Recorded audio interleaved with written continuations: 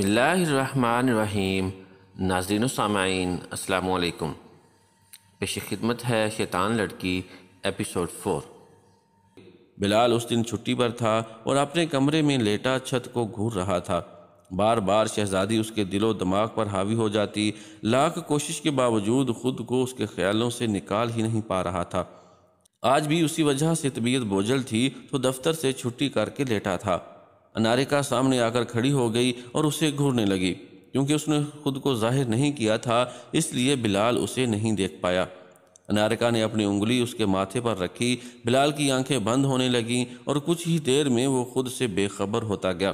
انارکا نے چھوٹے سے بچے کی طرح اسے اٹھایا اور نامعلوم منزل کی جانب اڑ دی۔ مالکن، تیرے پریمی کو چھوڑ آئی ہوں ٹھکانے پر۔ شہزادی اپنے خیالوں میں گم تھی جب انارکا نے آ کر اسے بتایا۔ شہزادی سیدھی ہوتے ہی بولی، کہاں چھوڑ کر آئی ہو؟ مالکن، یہاں سے کچھ میل دور پرانے کھنڈرات ہیں، ادھر چھوڑا ہے۔ بھاگ تو نہیں جائے گا ادھر سے؟ نہیں مالکن، بے ہوش ہے اور میں نے پہرا دینے کو اپنے غلام بدروہیں کھڑی کر دی ہیں ادھر۔ چل پھر مجھے بھی لے کر چل ادھر۔ مالکن، میری بھوک، ایک تو تیری بھوک نے مجھے تنگ رکھا ہے۔ پچھلی گلی میں چاچے فضل دین کی بھینسوں کا باڑا ہے، جا کر جتنا خون پینا ہے پی لے۔ انارکا کا چہرہ خوشی سے دھمک اٹھا۔ ابھی آئی مالکن اور باڑے کی طرف چل گئی۔ باڑے میں کوئی ذی نفس موجود نہیں تھا۔ انارکا اپنے اصلی روپ میں تھی۔ پہلے ایک بھینس کو دبوچا اور اس کی گردن پر اپنے لمبے لمبے دانت گاڑ کر خون پیا۔ پھر دوسری بہن کا بھی یہی حال کیا۔ جب پیٹ بھر گیا تو ڈکار لیتے ہوئے اٹھی۔ منٹوں میں 2 بھینسوں کا خاتمہ کر دیا تھا۔ مالکن، چلیں۔ اب انارکا اسی روپ میں شہزادی کے سامنے آ گئی۔ شہزادی کا رنگ غصے سے لال ہو گیا۔ تجھے میری بکواس کا اثر نہیں ہوا تھا؟ بولا تھا اس شکل میں میرے سامنے مت آنا۔ خون ابھی بھی اس کے ہونٹوں کو جمع ہوا تھا۔ غلطی ہوگی مالکن، معاف کر دیں۔ ساتھ ہی انسانی روپ میں آ گئی۔ پہلی غلطی ہے اس لیے معاف کر رہی ہوں، آگے نہیں کروں گی۔ اب دفع بھی ہو جا لے کر۔ انارکا نے جلدی سے شہزادی کو لیا اور بلال کے پاس لے کر چلی گئی۔ یہ کوئی پرانے کھنڈرات تھے جن کی دیواریں ٹوٹ کر نیچے گری ہوئی تھیں۔ پیچھے ایک تہہ خانہ تھا جس میں بہت حبس اور گرمی تھی۔ ہر طرف مٹی بکھری تھی یا پتھر تھے، شاید کوئی اس طرف نہیں آتا تھا۔ بلال بھی زمین پر پڑا تھا اور گرمی سے پسینہ زمین بھی گیلی کر رہا تھا، مگر اسے اپنا کوئی ہوش نہیں تھا۔ یہ کیا جہالت ہے؟ کیسے نیچے پھینکا ہوا ہے اس کو؟ شہزادی نے انارکا کو غصے سے دیکھا۔ مالکن، خود ہی اٹھا کر لانے کو بولا تھا۔ ہاں تو کوئی صاف جگہ نہیں ملی تھی، یہی تھی بس۔ مالکن، اس کو ہی صاف کر دیتی ہوں، اور ہاتھ سے کمرے کی طرف اشارہ کیا۔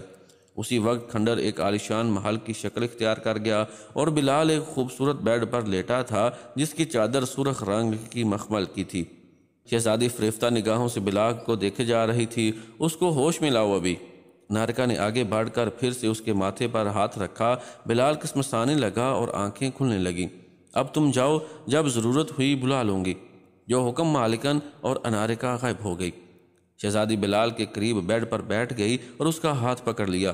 بلال پوری طرح ہوش میں آ گیا تھا۔ شہزادی کو دیکھ کر اچھل کر بیٹھا اور اپنا ہاتھ کھینچ لیا۔ تم یہاں کیسے آئی؟ پریشانی میں سوال کرتے ہوئے جب آس پاس نظر دوڑائی اور حیران پریشان ہو گیا۔ یہ کون سی جگہ ہے؟ میں کہاں ہوں؟ تم میرے پاس ہو میری جان؟ میں کیسے آیا ادھر؟ میں لائی ہوں تم کو۔ کیوں پسند نہیں آئی یہ جگہ؟ کیوں لائی ہو اور کیسے؟ میں تو سو رہا تھا۔ اتنا مت سوچو میری جان، بس میں تم سے دور نہیں رہ سکتی اس لیے لے آئی۔ تم جادوگرنی ہو؟ ہاں، اسی لیے مجھے تمہارے خیال آتے تھے، ورنہ میں تم جیسی بدصورت لڑکیاں پسند نہیں کرتا۔ شہزادی نے سناٹے دار تھپڑ بلال کے منہ پر رسید کیا۔ مجھے بدصورت بولتا ہے؟ جا کر دکھا یہاں سے۔ جب تک میرے پاؤں پر سر رکھ کر مجھ سے محبت کا اظہار نہیں کرو گے کہیں نہیں جا سکتے۔ مر جاؤں گا مگر ایسا کبھی نہیں بولوں گا۔ بولو گے؟ ضرور بولو گے۔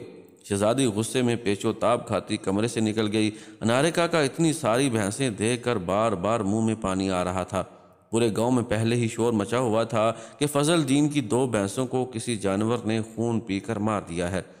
رات کو بھی اسی نے 2 اور بھینسوں کی جان لے لی۔ صبح اور بھینسوں کے مرنے کی اطلاع پر گاؤں میں خوف و ہراس پھیل گیا تھا۔ شہزادی نے پتلے کے دل پر پھر سے زرد نشان لگایا۔ بلال کے گھر میں بھی اس کی گمشدگی کی وجہ سے پریشانی پھیلی ہوئی تھی۔ گاؤں میں خوف و ہراس پھیل چکا تھا۔ ایک ہی دن میں 4 بھینسیں مردہ پائی گئی تھیں جن کی گردنوں پر کسی کے دانتوں کے واضح نشان موجود تھے۔ گاؤں والوں نے متفقہ فیصلہ کیا کہ گاؤں میں پہرا لگایا جائے اور دیکھا جائے کون سا جانور گاؤں میں گھس آیا ہے۔ 2 افراد کی ٹولیاں بنا کر ہر گلی کی نکڑ پر کھڑا کر دیا گیا۔ یہ سب افراد رات بھر جا کر پہرا دینے لگے مگر کہیں بھی کسی جانور کا نام و نشان تک نہ ملا۔ اگلی صبح جب فضل الدین اس اطمینان کے ساتھ سو کر اٹھا کہ آج کوئی بھی جانور نہیں آ سکا ادھر، مگر جیسے ہی اس نے چارپائی سے قدم نیچے رکھا اس کے رونگٹے کھڑے ہو گئے۔ اس کی ٹانگیں تھر تھر کانپ رہی تھیں۔ اسے اپنی آنکھوں پر یقین نہیں ہو رہا تھا کہ جو وہ دیکھ رہا ہے خواب تو نہیں۔ خوف کے مارے اس کے حلق سے آواز بھی نہیں نکل رہی تھی۔ اناریکا نے اپنے بھیانک روپ میں ایک بھینس کو دبوچ رکھا تھا اور اس کے لمبے دانت بھینس کی گردن میں گھڑے ہوئے تھے۔ شڑپ شڑپ کی آواز سے بھینس کا خون پینے میں مگن تھی، جبکہ بھینس بنا حرکت کے چت پڑی تھی۔ اناریکا نے فارغ ہو کر سر اوپر اٹھا کر فضل الدین کی طرف دیکھا، منہ پر ہاتھ پھیر کر صاف کرتے ہوئے اٹھی اور چھلانگ لگا کر غائب ہو گئی۔ فضل الدین شل ٹانگوں کے ساتھ ادھر ہی بیٹھا رہا۔ اس کی حالت ایسی تھی کہ کاٹو تو بدن میں خون نہ ہو۔ اپنی زندگی میں کبھی ایسی کسی خوفناک چیز سے اس کا واسطہ نہیں پڑا تھا۔ جب خوف قدرے کم ہوا تو کانپتی ٹانگوں سے باہر کی جانب دوڑ لگائی۔ لگ رہا تھا جیسے ایک پل کے لیے بھی رکا تو شاید چڑیل اس کا بھی خون پی جائے گی۔ گلی میں بھی آدمی جمع تھے اور پہرا دینے والوں سے رات کی صورتحال دریافت کر رہے تھے۔ فضل الدین دوڑتا ہوا ان کے پاس پہنچا اور کانپتے ہاتھوں سے باڑے کی طرف اشارہ کرنے لگا۔ خوف اس کی آنکھوں سے عیاں ہو رہا تھا۔ کیا بات ہے فضل الدین، اتنا ڈرے ہوئے کیوں ہو؟ ایک آدمی نے اس کو سہارا دیتے ہوئے پوچھا۔ وہ ادھر، اس نے پھر ہاتھ سے اشارہ کیا۔ سب اس کی طرف متوجہ ہو چکے تھے۔ کیا ہے ادھر؟ ادھر نہ ڈائن ہے۔ سب کے منہ سے ایک ساتھ نکلا، ڈائن؟ ہاں ڈائن، اس نے آج پھر میری بھینس کو مار دیا ہے، میں نے خود دیکھا اسے خون پیتے ہوئے۔ فضل الدین اب قدرے سنبھل چکا تھا۔ ڈائن کا سن کر سب کے چہروں پر ہوائیاں اڑ رہی تھیں۔ کچھ دلیر جوان آگے بڑھے۔ چاچا دکھاؤ ہمیں، کہاں ہے ڈائن؟ نہیں میں نہیں جاؤں گا، تم خود جا کر دیکھو۔ ٹھیک ہے چاچا، سب لوگ رکو، ہم دیکھ کر آتے ہیں۔ وہ جوان آگے بڑھ گئے۔ جلد ہی سب واپس آ گئے۔ چاچا ادھر ڈائن تو نہیں ہے مگر بھینس ضرور مری پڑی ہے۔ ہاں وہ بھاگ گئی تھی وہاں سے۔ پورا گاؤں ڈر کے مارے گھروں میں دبکا بیٹھا تھا۔ گاؤں کے کچھ آدمیوں نے شہزادی کو ملنے کا فیصلہ کیا تاکہ اس کو کہا جائے کہ وہ اپنے عاشق جن سے بات کر کے کوئی حل نکالے۔ چنانچہ کچھ لوگ شہزادی کے پاس پہنچے۔ شہزادی اپنے کمرے میں لیٹی تھی اور اناریکا اسے صبح کے بارے میں بتا رہی تھی۔ شہزادی اپنے دماغ میں آگے کا لاہے عمل بنا رہی تھی۔ اسے اب گاؤں میں بھی اپنا ڈر پیدا کرنا تھا اور بلال کو بھی مٹھی میں بند کرنا تھا۔ نسیم کمرے میں داخل ہوئی۔ شہزادی پتر، گاؤں کے کچھ لوگ تجھ کو ملنے آئے ہیں۔ اچھا، کیوں ملنا ہے مجھ کو؟ پتہ نہیں، کہتے ہیں کوئی بات کرنی ہے۔ ٹھیک ہے، بھیج دو اندر۔ کچھ پل بعد کوئی 6 کے قریب آدمی اندر آئے۔ فضل الدین بھی ان میں شامل تھا۔ آؤ آؤ چاچا، سب لوگ۔ سلام شہزادی پتر، کیسی ہو؟ ٹھیک ہوں چاچا، تم لوگ کیسے ہو؟ خیر سے آنا ہوا؟ بس پتر، گاؤں میں ایک مصیبت آ گئی ہے، ہم بڑی پریشانی میں تیرے پاس آئے ہیں، اب تم ہی کچھ کرو۔ کیا بات ہو گئی چاچا؟ اوے فضل الدین، بتا سب شہزادی کو۔ اور فضل الدین نے ساری بات شہزادی کو بتا دی۔ اچھا تو اب چاچا میں بھلا کیا کروں؟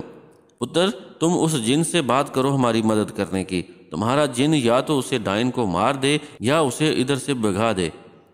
1 منٹ چاچا، تم لوگ اس ڈائن کی بات تو نہیں کر رہے؟ شہزادی نے شیطانی مسکراہٹ سے اناریکا کو اشارہ کیا۔ اناریکا بات سمجھتے ہوئے سب کے سامنے ظاہر ہو گئی۔ وہاں موجود سب لوگوں کے رنگ فک ہو گئے۔ فضل الدین چلایا، یہی ڈائن ہے وہ۔ شہزادی کہکے لگا کر ہنسنے لگی۔ ہاں یہی تو ہے وہ ڈائن، یہ میری غلام ہے اور میرے کہنے پر ہی اس نے تمہاری بھینسوں کو مارا ہے۔ جب اس کو بھوک لگتی ہے تو یہ خون پیتی ہے اور آگے بھی یہ ایسا ہی کرے گی۔ سنا تم سب نے؟ اناریکا بھی شہزادی کے پاس کھڑی اپنی بھیانک آواز میں ہنس رہی تھی۔ سب لوگ اٹھ کر باہر کو دوڑ پڑے۔ گاؤں کے ہر گھر تک یہ بات پہنچ چکی تھی کہ شہزادی نے ڈائن کو بھی اپنا غلام بنا لیا ہے۔ شہزادی کی دہشت نے ہر فرد کو اپنے گھیرے میں لے لیا تھا۔ اس نے اناریکا کو حکم دے کر اپنے لیے ایک تخت منگوایا، پھر اس پر بیٹھ کر اناریکا کو حکم دیا، مجھے گاؤں کے چوراہے پر لے جاؤ۔ اناریکا نے اپنی غلام بدروحوں کو تخت اٹھانے کا بولا، جو اسے اڑاتی ہوئی چوراہے پر لے آئی۔ سب لوگ شہزادی کو ہوا میں آتا ہوا دیکھ رہے تھے۔ جب چوراہے پر تخت رک گیا تو شہزادی نے زوردار آواز میں گاؤں والوں کو مخاطب کیا، سب لوگ اپنے اپنے گھروں سے نکل کر یہاں جمع ہو جاؤ، اور اگر کوئی بھی اندر رکا رہا تو میری غلام چڑیلیں اسے گردن سے اٹھا کر لے آئیں گی۔ لوگوں میں اتنا شدید خوف پھیل رہا تھا کہ سب باری باری باہر آنے لگے۔ جب شہزادی کو اندازہ ہو گیا کہ سب لوگ آ چکے ہیں، اس کے گھر والے بھی، تو اس نے سب کی طرف دیکھ کر ہنسنا شروع کر دیا۔ پھر روبدار آواز میں بولی، تم سب نے میرے ساتھ بہت برا سلوک کیا ہے، ہمیشہ میرے گھر والوں نے بھی۔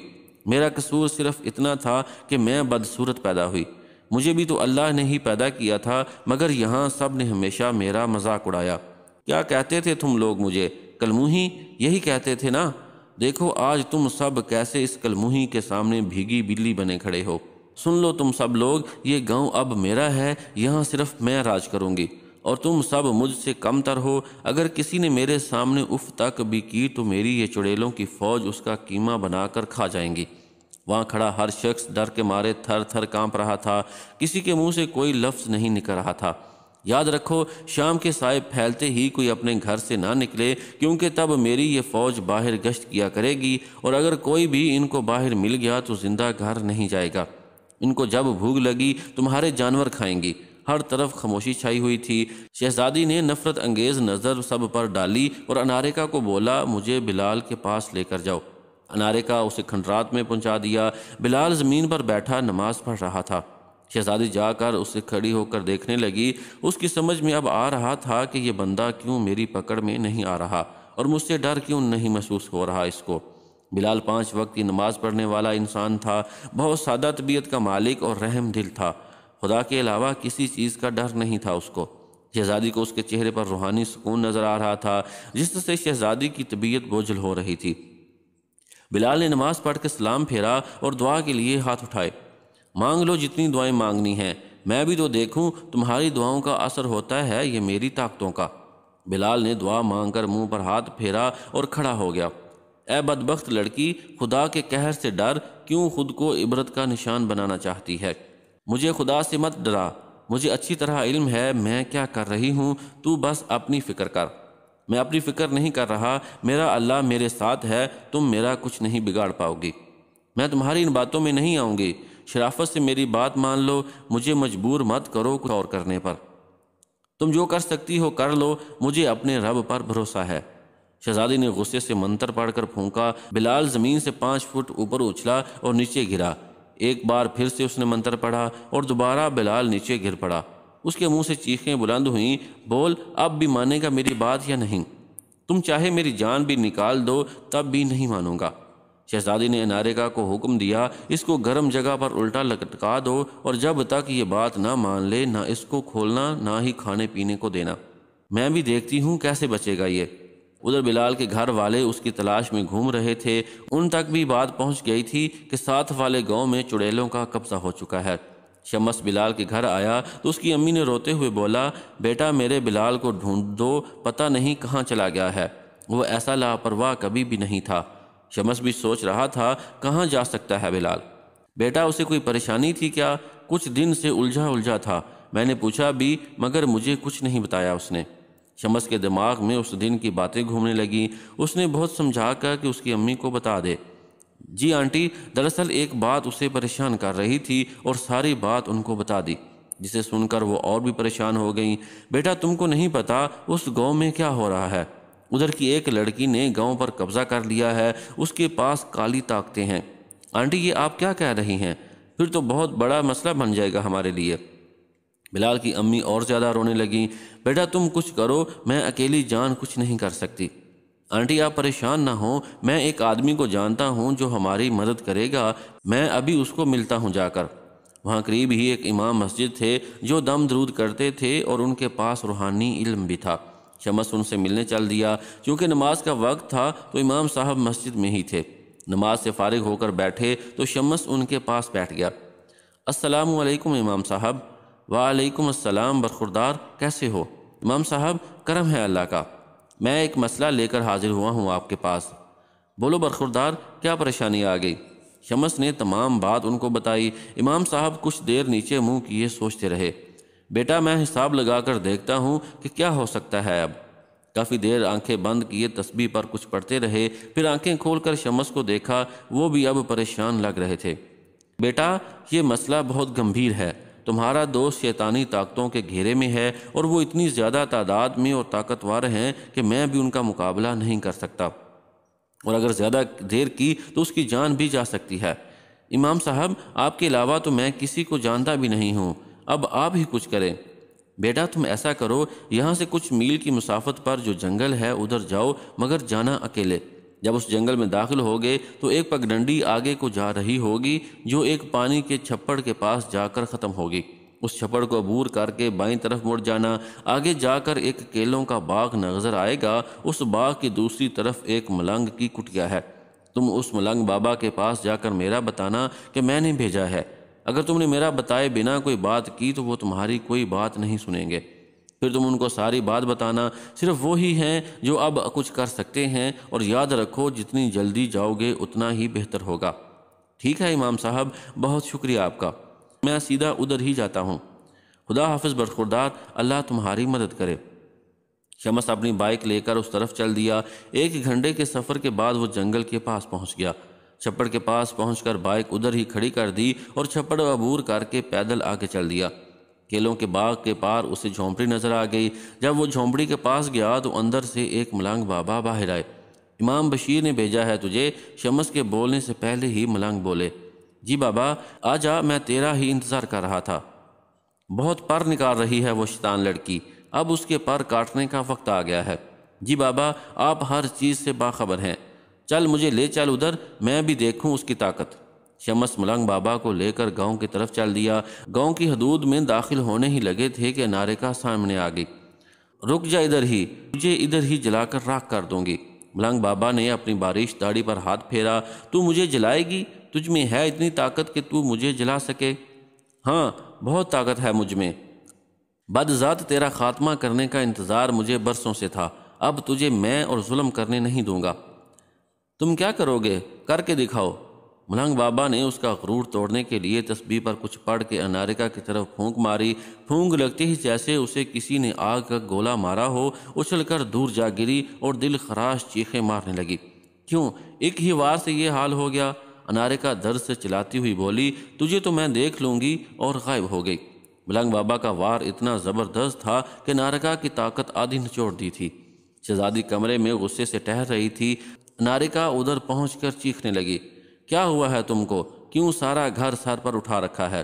تجھے پتہ چلے گا تو تم بھی ایسے ہی چیخو گی۔ بکو مت اور بات بتاؤ۔ انارکا نے اسے ملنگ بابا کی آمد کا بتایا تو شہزادی بڑبڑانے لگی، اب کون سی مصیبت آن پڑی ہے؟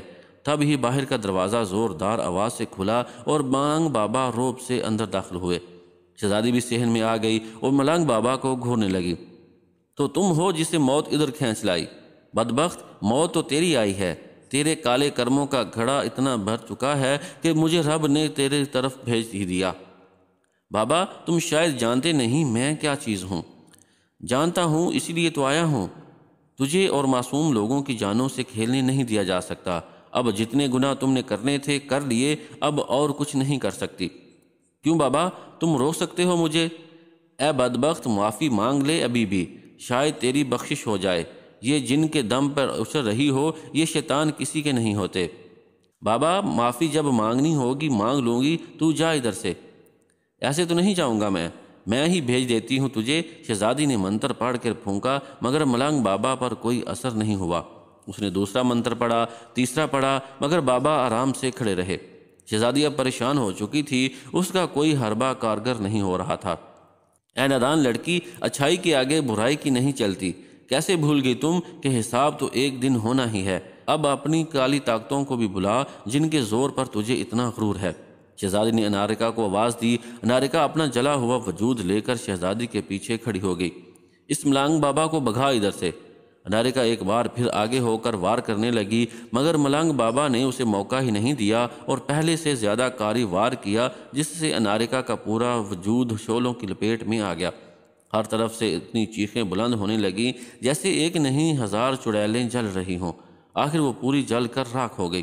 گاؤں والے بھی شہزادی کے گھر کے باہر اکٹھے ہو چکے تھے۔ اب شہزادی اور فکر مند ہو گئی تھی، کیونکہ اسے انارکا کی طاقت کا بھروسہ تھا، مگر اس کا انجام اپنی آنکھوں سے دیکھ لیا تھا۔ اب شہزادی کی باری تھی۔ اے نادان لڑکی، تو نے خدا کا شرک کیا ہے، اس کی ذات پر بھروسہ نہیں کیا جس نے سب کی قسمت لکھی ہوتی ہے، اور خود ہی اپنی قسمت بنانے چل دی۔ اب نتیجہ کے ذمہ دار تم خود ہو۔ بابا مجھے معاف کر دو، غلطی ہو گئی مجھ سے۔ معافی اس رب سے مانگنا۔ میں تجھے جان سے تو نہیں ماروں گا، مگر سزا کے طور پر تجھے اپاہج ضرور کروں گا، تاکہ تم پھر اس راہ پر نہ جا سکو۔ نہ بابا، ایسا مت کرنا، میں تیرے آگے ہاتھ جوڑتی ہوں۔ ملنگ بابا نے تسبیح پڑھ کر پھونک ماری۔ شہزادی کو لگا کہ اس کے جسم سے کسی نے جان نکال لی ہے۔ دھڑم سے نیچے گری، ہاتھ ہلانا چاہا مگر بے سود، ٹانگیں بھی بے جان تھیں۔ مجھے افسوس ہے، مگر تم اس کی حقدار تھیں، اور بابا باہر چل دیے۔